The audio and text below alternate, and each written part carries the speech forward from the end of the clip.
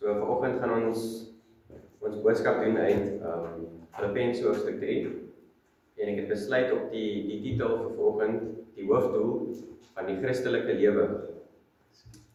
Vat julle Bybel saam met my na 2 Timoteus hoofstuk 2 en ons lees van vers 3 tot 7.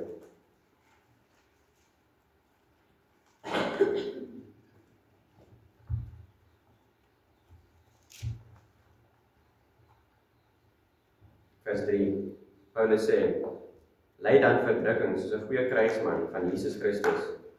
Niemand wat 'n krygsman is, wikkel hom in die werksaamhede van die lewensonderhoud nie, sodat hy die een kan behaag wat hom in die diens gewerf het. En verder, as iemand aan 'n wedstryd deelneem, word hy nie bekroon as hy nie volgens die reëls geywer het nie. Die landbouer wat swaar werk, behoort eerste van die vrugte te geniet. Dink na oor wat ek sê en mag die Here jou insig gee in alles. So, soos ek gesê het, die boodskap vanoggend is die hoofdoel van die Christelike lewe. En ons weet dat die hoofdoel van die Christelike lewe is om te groei en meer soos ons Here Jesus Christus te wees. En hierso in 2 Timoteus sien ons dat Paulus die voorbeeld maak van 'n krygsman en dis soos 'n soldaat. En 'n soldaat van Jesus Christus gaan nie homself verdrink in die plesiere van die wêreld nie. Hoekom? Sodat hy die Here Jesus Christus kan verheerlik en vir hom 'n plesier kan wees. En net so iemand wat aan 'n wedstryd deelneem, sal ook nie bekroon word as hy nie volgens die reëls gewederywer het nie. Net so met ons, as ons nie volgens die Bybel leef nie, dan sal ons ook nie vir die Here plesier kan wees nie. En dan vers 6, die landbouer wat swaar werk, behoort eerste die vrugte te geniet. Ons weet dat wanneer ons vir die Here lewe en sy woord volg, dat hy vir ons eendag sal beloon. En ons sien dit in 1 Korintiërs hoofstuk 13. So kom ons bid en vra vir die Here vir genade. Here, baie dankie vir die wonderlike dag wat U vir ons gegee het, Here. Ons sê dankie vir die manier wat U in ons lewens werk, Here. Dankie vir al die mense, Here, en vir die manier hoe U in elkeen van hulle lewens werk, Here. Here, ons bid dat U met ons sal wees, dat U vir ons genade sal gee. Here, ons bid dat U ons oë sal oopmaak, dat ons die wonderlike goed in die woord sal kan raak sien, Here. Dat U vir ons ore sal oopmaak, dat ons die Gees sal hoor, sodat hy vir ons leer, Here. En ek bid dat U met ons sal wees. Ek bid dit in Jesus naam alleen. Amen. So, Filippense hoofstuk 3. Blaai hulle Bybel saam met my na Filippense hoofstuk 3.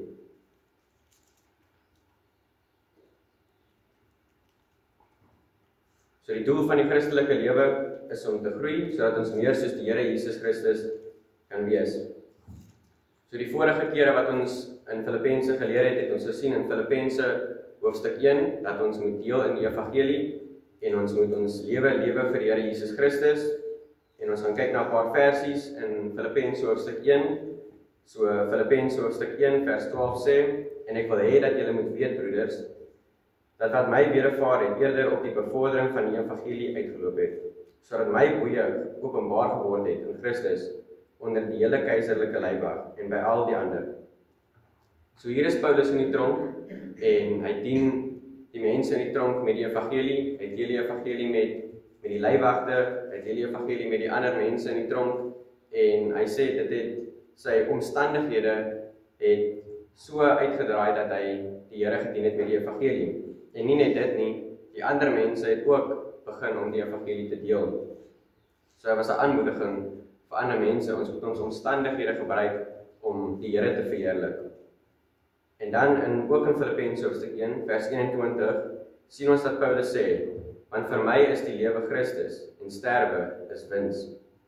Soos ek gesê het, ons moet groei in ons Christelike lewe, en as ons wil groei, moet ons lewe vir die Here Jesus Christus, en ons moet alles doen om sy naam te verheerlik. Dan ook in Filippense hoofstuk 1 vers 27 sien ons dat Paulus sê, hy sê vir ons alleenlik, gedra julle waardig van die evangelie van Christus, sodat of ek kom en julle sien, dan wel of ek afwesig is, ek van julle omstandighede kan hoor, dat julle in een gees vasstaan, een van siel, saamstry in die geloof van die evangelie.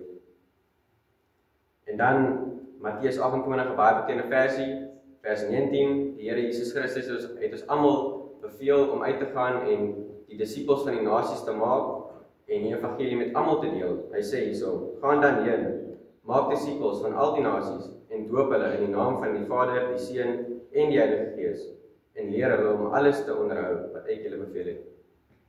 So in Filippense hoofstuk 1 het ons gesien dat die boodskap duidelik is dat ons almal moet uitgaan om die evangelie te deel met almal. En dan in Filippense hoofstuk 2 het ons gesien dat ons moet soos Christus wees en verander dien. Filippense hoofstuk 2 vers 2 sê: Maak dan my blydskap volkome, deur eensgesind te wees en dieselfde liefde te hê, een van siel, een van sin. Moenie iets doen uit selfsug of uit ydelle eer nie, maar in nederigheid moet die een die ander hoër ag as homself. Julle moenie elkeen na sy eie belange omsien nie, maar elkeen ook na die ander sin, want hierdie gesindheid moet in julle wees, wat ook in Christus Jesus was. So in Filippense hoofstuk 2 het ons gesien dat ons ander moet dien met Jesus se liefde, en ons moet niks doen uit selfsug of uit ydelle eer om die oë op ons te kry nie, maar om die Here te verheerlik en sy naam te verheerlik. Ons moet ook nie net na ons eie belange omsien nie, maar ook na die belange van ander se, want dit is die gesindheid wat Jesus Christus ons Heer gehad het. Markus 10 vers 45 sê: Want die Seun van die mens, Jesus Christus, het ook nie gekom om gedien te word nie, maar om te dien en sy lewe te gee as losprys vir baie. So as ons wil groei in die Here, moet ons uitgaan en gehoorsaam wees en die evangelie deel met alle mense, en ons moet wees soos Christus en ons moet verander dien in liefde, een van siel, een van sin. En dan kom ons uiteindelik by Filippense hoofstuk 3, vanoggend se boodskap. Hoe kan ons groei in Jesus Christus? Kom ons kyk na vers 1. Ek het my Bybel opmaak, ek het vergeet dat ons is 'n Afrikaanse kerk en ek het my Engelse Bybel saamgebring. Ek het vandag hier so 'n Afrikaanse Bybel opmaak. Ek besef nou ek het my Engelse Bybel gepak.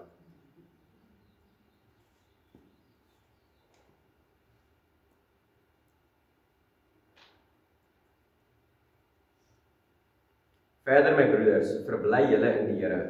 Dit is vir my nie lastig om dieselfde dinge aan julle te skryf nie, en dit gee julle sekerheid. So eerstens sê Paulus dat ons moet onsself verbly in die Here. Ons moet bly wees in die Here. Reg deur Filippense 1, 2 en nou selfs in 3 sien ons dat Paulus vir ons sê, verbly julle in die Here. So Paulus sê dit vir ons om ons oë op die Here Jesus te vestig, om ons oë van die wêreld af te haal en ons oë op Jesus te sit. En ons kan onsself verbly in die Here. Maak nie saak wat in ons lewens aangaan nie, maak nie saak waar ons onsself bevind nie, of ons nou in die groen weivelde is en of ons nou in die dal van die donker skaduwee is. Ons kan altyd vreugde hê as Christene. Want ons bron van vreugde is nie afhanklik van die wêreld nie. Ons bron van vreugde word slegs gevind in die Here Jesus Christus. Die enigste manier vir 'n Christen om sy vreugde te verloor is wanneer hy beroof word van sy redder, en ons weet dat dit onmoontlik is. Romeine 8 vers 38 sê: Want ek is verseker dat geen die dood of lewe, of enige engele, of owerhede, of magte, of teenwoordige, of toekomende dinge, of hoogte of diepte, of enige ander skepsel, ons sal kan skei van die liefde van God, wat daar in Christus Jesus, ons Here is nie. So ek sê weer, die enigste manier vir 'n Christen om sy vreugde te verloor, is wanneer hy beroof word van sy Here.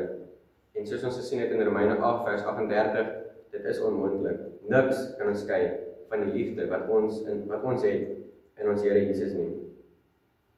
En dan vers 2 sal ons sien, so ek het iets uitgewerk, die fees, en die eerste vee wat ons moet onthou, is dat ons moet verbly, ons moet onsself verbly in die Here, en dan die tweede vee natuurlik sien ons dat ons moet vlug. En die rede hoekom ek so sê is, want Paulus praat hierso van die honde. Vers 2, let op die honde, let op die slegte arbeiders, let op die versnyding. Soos van wat praat Paulus hierso? Paulus verwys na die Judaïste. Hulle was valse leraars wat Christene onder die wet wou plaas. Hulle het gesê dat jy God se wet moet onderhou as jy hemel toe wil gaan. So ons moet vlug van hierdie honde. So eerstens noem Paulus hulle honde, en honde in daardie dae natuurlik was vuil, hawelose diere wat gesteel het waar ook hulle gegaan het. En Paulus sê dat hierdie valse leraars honde is, aangesien hulle 'n valse evangelie verkondig het. Hulle het gesê dat ons moet God se wet onderhou as ons hemel toe gaan. Hulle het by die evangelie bygevoeg. Hulle het werke by die evangelie bygevoeg. En ons weet natuurlik dat Galasiërs 1 teen dit praat.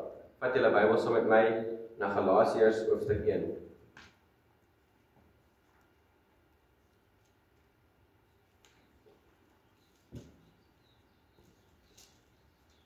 En ons lees van vers 6. Ek verwonder my dat julle so gou afvallig word van hom wat julle deur genade van Christus geroep het, na 'n ander evangelie toe, terwyl daar geen ander is nie, behalwe dat daar sommige mense is wat julle in die war bring en die evangelie van Christus wil verdraai. Maar al sou ons of 'n engel uit die hemel julle 'n evangelie verkondig in stryd met dit wat ons julle verkondig het, laat hom 'n vervloeking wees. Vers 9. Soos ons van tevore gesê het, sê ek nou weer, as iemand julle 'n evangelie verkondig in die stryd met die wat julle ontvang het, laat hom 'n vervloeking wees. Hierdie Judaïste het by die evangelie bygevoeg deur om dit van genade en geloof te vat na jy moet die wet van God volg as jy in die hemel wil ingaan. En ons weet dat die wet ons nie kan red nie. Daarom het die Here Jesus Christus af aarde toe gekom om ons te red. En ons weet as gevolg van Efesiërs hoofstuk 2 vers 8 dat ons uit genade gered is deur die geloof en dit nie uit onsself nie. Dit is 'n gawe, 'n geskenk van God. Nie uit werke nie, sodat niemand mag roem nie. En dan natuurlik Romeine 3 vers 28 sê ook, ons neem dus aan dat die mens geregverdig word deur die geloof sonder die werke van die wet. En dan Romeine 3 vers 20, aangesien uit die werke van die wet geen vlees voor hom geregverdig sal word nie, want deur die wet is die kennis van sonde. So ons weet dat die wet ons nie kan red nie. Die wet is daar gewees om vir ons te wys dat ons sondaars is. En omdat ons nie die wet kon gehoorsaam het nie, het God sy enigste seun, die Here Jesus Christus, gestuur om aan die kruis te sterwe vir ons ongehoorsaamheid, sodat wanneer ons in hom glo vir verlossing, dat ons gered sal word en dat ons die ewige lewe kan hê. Ek sê weer, die Judaïste het die Christene weer onder die wet geplaas het. En die Bybel sê dat sulke mense vervloek is en Paulus noem hulle honde. Dan noem Paulus hulle ook die slegte arbeiders. Nou, Paulus sê ons moet vlug van hierdie valse leraars, die honde, die slegte arbeiders en die versnyding. Paulus sê vlug van hierdie valse leraars. En dan vers 3, hier sê Paulus ook vir ons hulle Paulus noem hulle ook die valse besnydenis, want hulle het geglo dat jy fisies besny moet word om gered te wees. Dit is alles uiterlik en daar is geen hartsverandering nie. En ons weet dat God na ons harte kyk.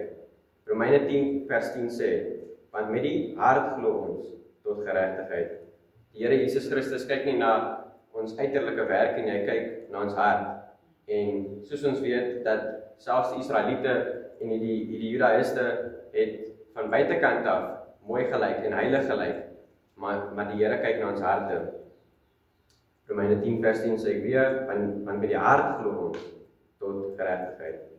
So ek sê weer, Paulus sê vir ons om te vlug van hierdie valse leraars. En dan vers 3 sê Paulus ons, want ons is die ware besnydenis, ons wat God in die gees dien en Christus Jesus roem en nie op die vlees vertrou nie. So hier sê Paulus vir ons dat ons die ware besnydenis is. Ons sin is nie 'n fisiese een nie, maar 'n geestelike een van ons harte, wat slegs deur die Here Jesus Christus gedoen kan word. Wanneer ons geloof in sy werkplaas wat hy al reeds in kruis gedoen het vir ons.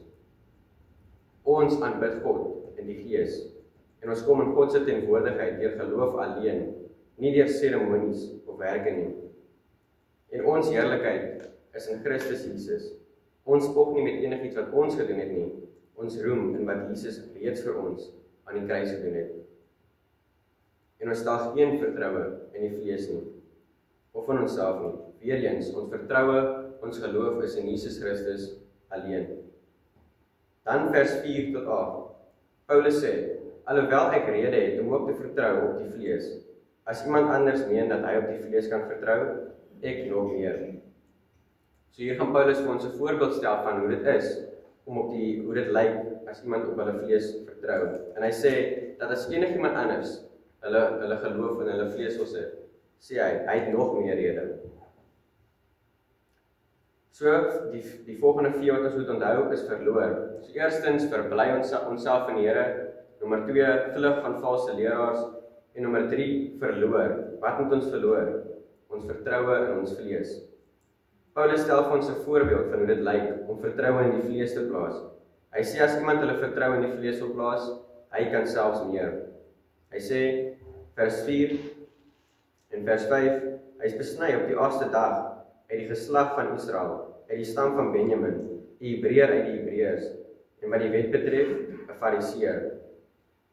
Wat ywer betref, 'n vervolger van die gemeente, wat die geregtigheid in die wet betref, onberispelik. So ons sien dat Paulus sê, hy kan selfs meer vertrou in sy vlees plaas. Hy is besny op die 8ste dag, met ander woorde, hy sê hy is 'n Jood van geboorte, toe hy 8 dae oud was hy besny, net soos wat die wet vir hom gesê het hy moet doen. En dan sê hy is van die nasie van Israel, met ander woorde, hy is van die uitverkore volk van God.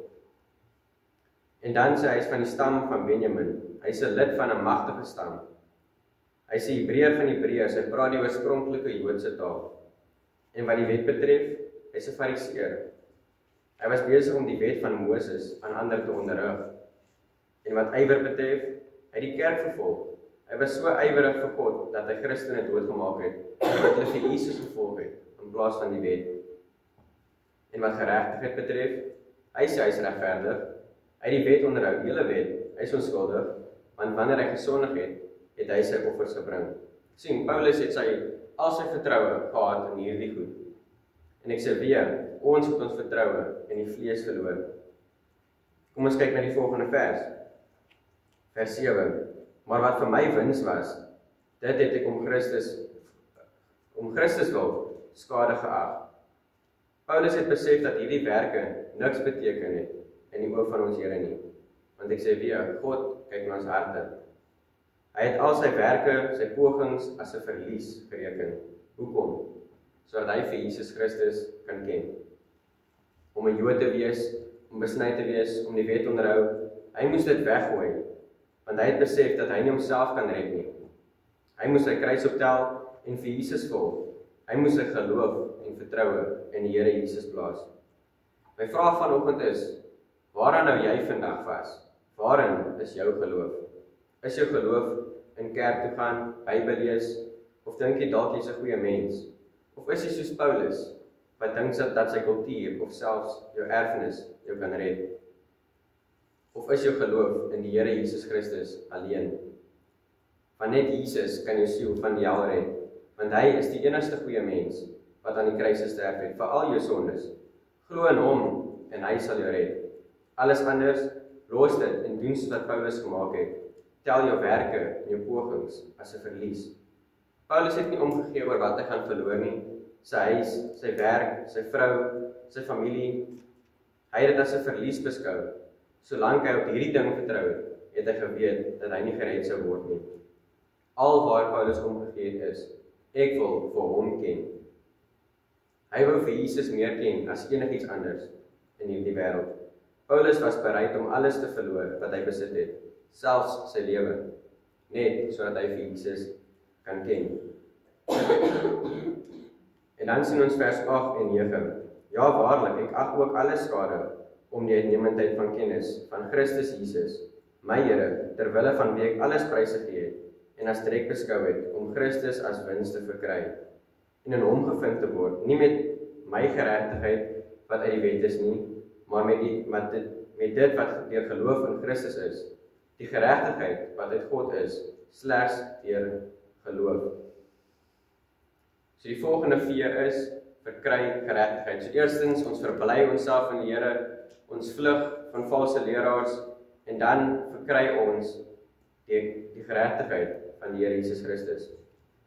Nog 'n vraag, is jy bereid, is jy gereed om al jou pogings en werke buite Jesus as 'n verlies te stel en jou geloof in Jesus alleen te plaas? Paulus sê dat hy in Christus gevind wil word. Wil jy in Christus vandag gevind word? Luister dan na wat Paulus sê in vers 9. Jy het die geregtigheid nodig wat van God afkom op grond van geloof in Christus alleen. Ons is nie regverdig van enigiets wat ons gedoen het nie. Romeine 3 vers 10 sê, daar is niemand regverdig nie, nie een nie. Ons kan slegs regverdig wees deur te glo in wat Jesus vir ons aan die kruis gedoen het. Ons het sonde, Jesus het geregtigheid. En wanneer ons glo in Jesus vir ons verlossing, dan neem Jesus ons sonde homself en hy spyker dit aan die kruis en hy gee vir ons sy geregtigheid in plek daarvan. Dan vers 10 tot 16. Paulus sê, sodat ek hom kan ken en die krag van sy opstanding en die gemeenskap van sy lyding terwyl ek aan sy dood gelykvormig geword het. Of ek miskien die opstanding uit die dood kan bereik. Nie dat ek dit al verkry het of volmaak is nie, maar ek jaag daarna of ek dit ook kan gryp, omdat ek ook deur Christus gegryp is. Broeders, ek reken nie dat ek dit self gegryp het nie, maar een ding wat ek doen, ek vergeet die dinge wat agter my is en ek strek uit na wat voor is. Ek jaag na die doel om prys te kry van die hoë roeping van God in Christus Jesus. Laat ons almal wat dan volmaak is, so gesind wees. En as julle anders gesind is, sal God dit ook aan julle openbaar. Maar wat ons reeds bereik het, laat ons volgens dieselfde reël wandel. Laat ons eensgesind wees. So die volgende V is volg. Volg vir Jesus. Vir die derde keer sê Paulus, sodat ek hom kan ken. 3 keer sê Paulus, ek wil vir hom ken. Ek wil die Here Jesus ken. Ons moet hierdie wedloop wat die lewe genoem is, vir die Here Jesus hardloop. En 'n manier waarop ons hierdie wedloop hardloop, is deur eerstens die woord van God te bestudeer. Efesiërs 6 vers 17 sê, dat die swaard van die Gees is. Ons moet vashou aan die woord van God, en volgens dit lewe, en doen wat dit sê, as ons wil groei. En dan, tweedens, moet ons het die krag van Jesus nodig, die krag wat vir Jesus vanuit die dood uit opgewek het, ons het dit nodig om in ons lewens te werk. Daarom moet ons bid en vir die Here Jesus vra om ons te help. 2 Timoteus 2 vers 1 sê, jy dan my seun, wees sterk deur die genade wat in Christus Jesus is. En dan derdens, ons moet hierdie wedloop hardloop. Al beteken dit dat ons sal ly. Dit praat van die gemeenskap van sy lyding wat Paulus genoem het. Paulus het gesê, het Jesus gelei vir my, ek wil ly vir hom. Het Jesus dood gegaan vir my? Paulus was selfs bereid om dood te gaan vir die Here. Filippense 1 vers 29, omdat dit aan julle terwille van Christus genadiglik gegee is, nie net om in hom te glo nie, maar ook om vir hom te ly. Ons moet hierdie wedloop hardloop vir die Here Jesus, al beteken dit dat ons gaan ly vir hom. Die Here Jesus het gesê, as mense julle haat, onthou, hulle het my eerste gehaat. En dan vierde, aan die einde van die wedloop, aan die einde van ons lewe, wanneer ons sterf, weet ons dat ons opgewek sal word, want ons Here Jesus sal ons hemel toe neem. Dit praat van die opstanding uit die dood wat Paulus genoem het. 1 Korintiërs 15 vers 22 sê, want soos hulle almal in Adam sterwe, so sal hulle almal ook in Christus lewendig gemaak word. Aan die einde van ons lewe sal die Here Jesus ons weer lewendig maak en ons sal vir ewig met hom wees. Dan vers 12 tot 13.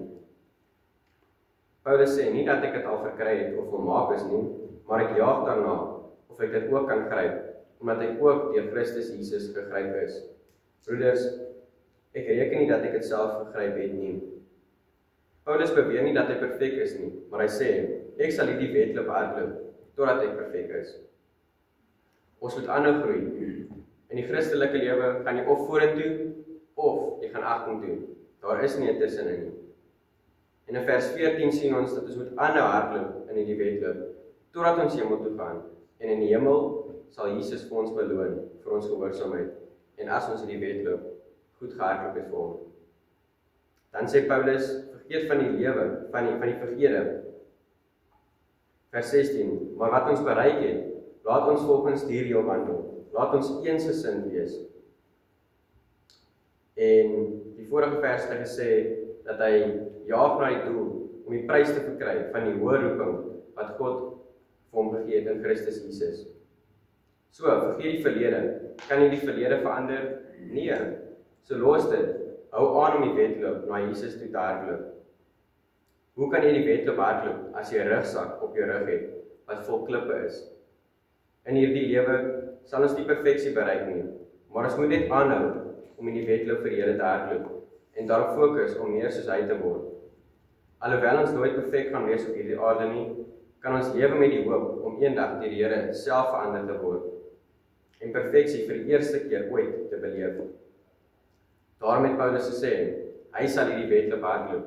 Hy sal aanhou tot daardie dag aanbreek wanneer hy hemel toe gaan. In 2 Timoteus 4 vers 8 sê hy, verder is vir my weggelê die kroon van geregtigheid, wat die Here, die regverdige regter, my die dag sal gee, en nie net aan my alleen nie, maar ook aan almal wat sy verskyning liefgehad het.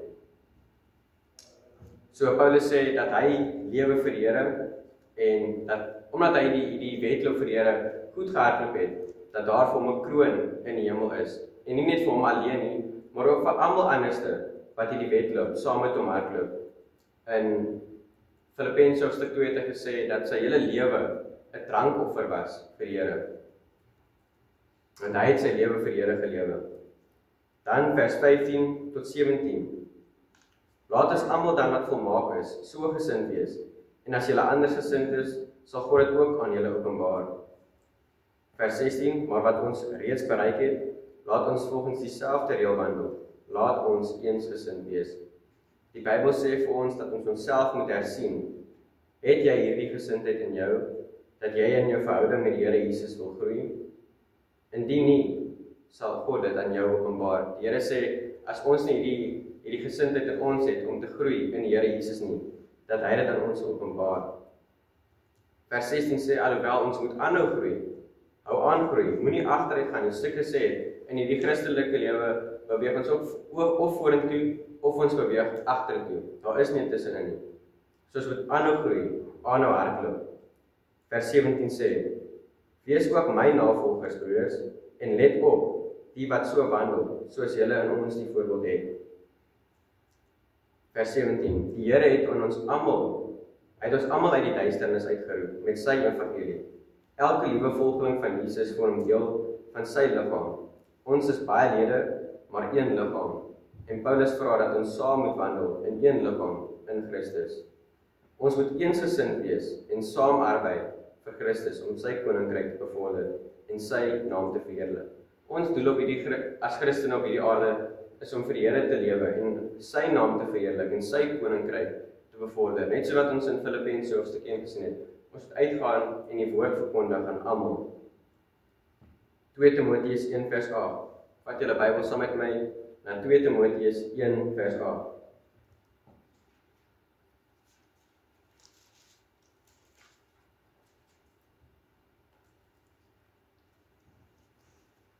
Vers 8.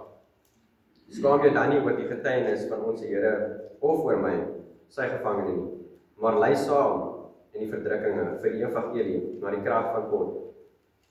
Want ons is gered en geroep met 'n heilige roeping, nie volgens ons werke nie, maar volgens sy eie voorneme en genade, wat ons van ewigheid af in Christus Jesus geskenk is. 1 Korintiërs 12 vers 12 sê, want net soos die liggaam een is en baie lede het, en die lede van die liggaam is een, al is hulle baie, is hulle een liggaam in Jesus Christus. Ons almal is deel van die Here Jesus se liggaam. Ons is almal lede van die Here Jesus se liggaam, maar dit is nog steeds een liggaam. Ek lees graag uit 'n boek wat ek lees, geskryf deur Jason Elapalus, en hy sê, in die skrif sien ons dat Saggeus op die roepstem van Christus gereageer het in Lukas 19 vers 5 tot 6. En ons weet dat Christus elke Christen geroep het tot diens in sy naam. Ons almal is geroep om vir die Here te werk. Efesiërs 4 vers 4 sien ons dit. Vat julle Bybel saam met my na Efesiërs 4 vers 4 toe.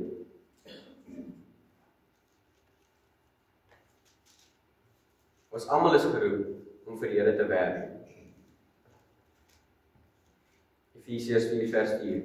Dit is een liggaam en een gees, soos julle ook geroep is in een hoop van julle roeping. Ons almal is geroep.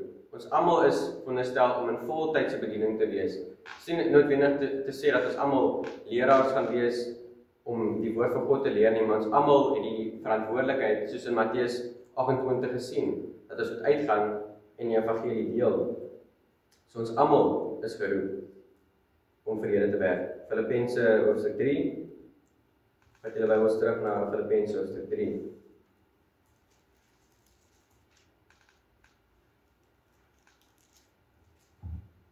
So ons is almal geroep. Elke Christen is geroep tot diens in die Here se naam. Sonder daardie roepstem in ons lewens sou ons nie Christene wees nie. Soos Paulus vir Timoteus sê, maar lei saam in die evangelie na die krag van God wat ons red en geroep het tot 'n heilige roeping.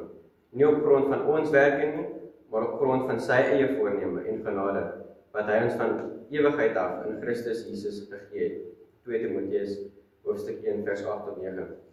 Om 'n Christen te wees is om geroep te word. Hy roep elkeen, die Here roep elkeen van ons op tot heiligheid en arbeid ter wille van sy koninkryk.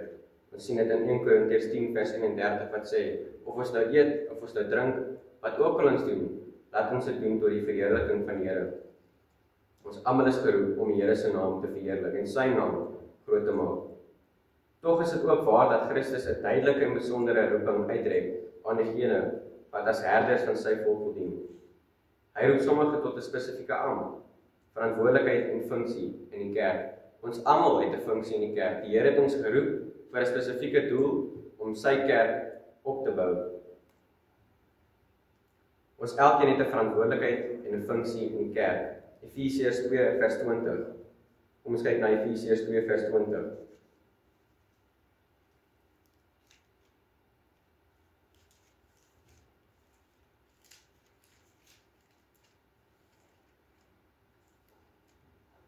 Vers 20, gebou op die fundament van die apostels en die profete, terwyl Jesus Christus self die hoeksteen is. Vers 21, in wie die hele gebou goed saamgevoeg is, verrys tot 'n heilige tempel in die Here. Ons bou op die fundament wat die apostels en die profete voorheen gelê het. En ons weet as gevolg van Korintiërs dat daardie fundament die Here Jesus Christus is. Hulle het daardie fondasie gelê vir ons en ons bou op dit vandag. Terug by Filippense hoofstuk 3.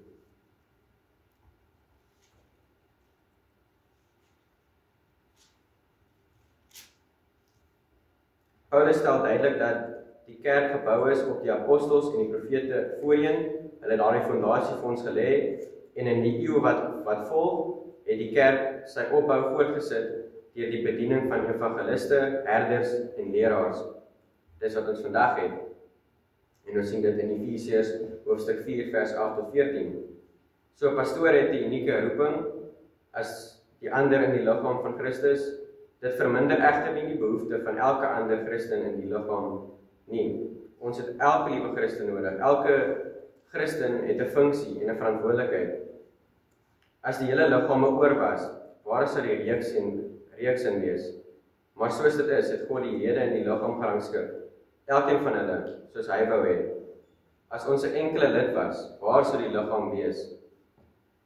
So dit is daar baie lede, maar een liggaam, soos ons vanoggend gesien het in 1 Korintiërs hoofstuk 12 vers 17 tot 20. Die kerk het elkeen van ons nodig en ons het mekaar nodig. As ons wil groei, moet ons saam as 'n gemeente groei, een van sin, een van siel. Ons moet eensgesind wees in die Heilige Gees. So ek sê weer, ons het mekaar nodig om te groei. Hebreërs 10 vers 24 moedig ons aan en laat ons op mekaar ag gee om tot liefde en goeie werke aan te spoor. Vers 25, en laat ons onderlinge byeenkoms nie versuim soos sommige die gewoonte het nie, maar laat ons mekaar vermaan en dit des te meer naarmate julle die dag sien naderkom.